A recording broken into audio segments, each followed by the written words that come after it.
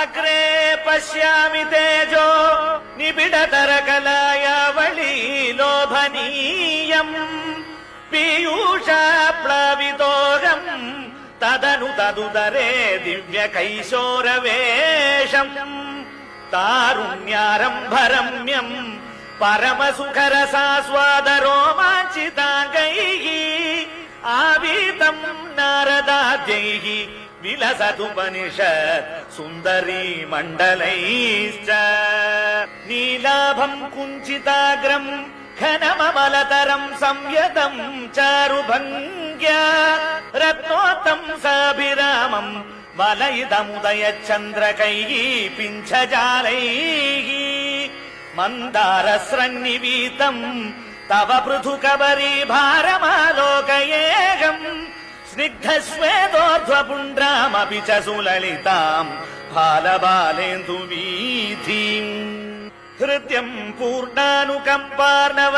मृदुलहरी चञ्चलभ्रूविलासैः आनीलस्निग्धपक्ष्मावलिपरिलसितम्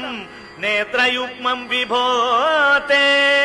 सान्द्रच्छायम् विशालारुण कमलदलाकारमामुग्धतारम्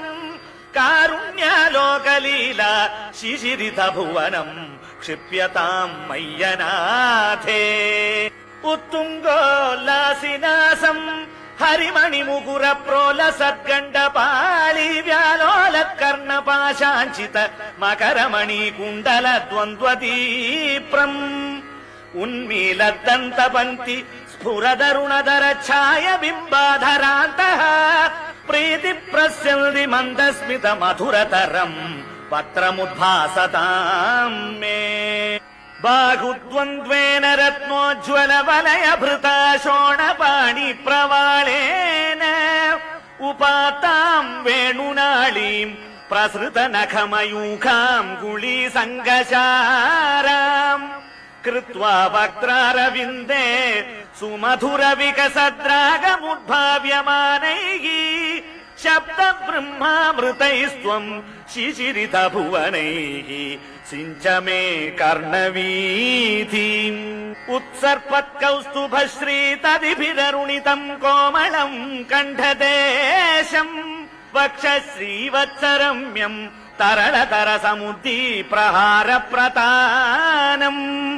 नानावर्णप्रसूनावळि किसलयिनीम् वन्यमालाम् विलोलल्लोलम्बाम् लम्बमानाम् उरसि तव तथा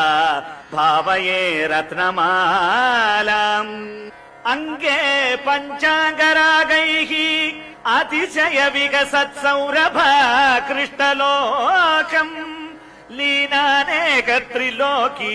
विततिमपि कृशाम् बिभ्रतम् मध्यवल्लीम्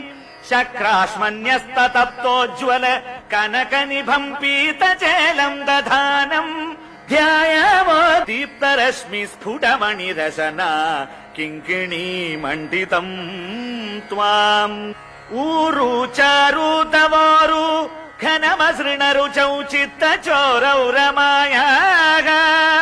विश्वक्षोभम् विशङ्क्य ध्रुवमनिशमुभौ पीतचेलावृताङ्गौ आनम्राणाम् पुरस्तात् न्यसनधृतसमस्तार्थपाळी समुद्गच्छायम् जानुद्वयम् च क्रमपृथुलमनोज्ञे च जङ्घे निषेवे मञ्जीरम् मञ्जुनादैरिव पदभजनम् श्रेययित्यालपन्तम् पादाग्रम् भ्रान्तिमज्जत् प्रणतजनमनो मन्दरोद्धारकूर्मम् उत्तुङ्गाताम्रराजन्नखरहिमकरज्योत्स्नया चाश्रितानाम् सन्तापध्वान्तहन्त्रीम् ततिमनुकलये मङ्गलामङ्गुलीनाम् योगीन्द्राणाम् त्वदङ्गेष्वधिकसुमधुरम् मुक्तिभाजाम् निवासो भक्तानाम् कामवर्षद्युतरुकिसलयम् नाथ ते पादमूलम् नित्यम् चित्तस्थितम् मे पवनपुरपते कृष्णकारुण्यसिन्धो हृत्वा निःशेषतापान् प्रदिशतु परमानन्द सन्दोहलक्ष्मीम् अज्ञात्वा ते महत्त्वम् यदिह निगदितम् विश्वनाथ क्षमेथाः स्तोत्रम् चैतत् सहस्रोत्तरमधिकतरम् त्वत्प्रसादाय भूयात् द्वेधा नारायणीयम् श्रुतिषु च जनुषा स्तुत्यता वर्णनेन स्फीतम् लीलावतारैः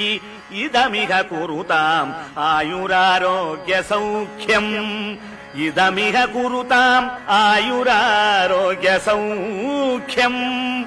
इदमिह कुरुताम् आयुरारोग्य सौख्यम् ಹರೇ ಕೃಷ್ಣ ಗುರುವಾಯೂರಪ್ಪ ನಾರಾಯಣ ನಾರಾಯಣ ನಾರಾಯಣ ನಾರಾಯಣ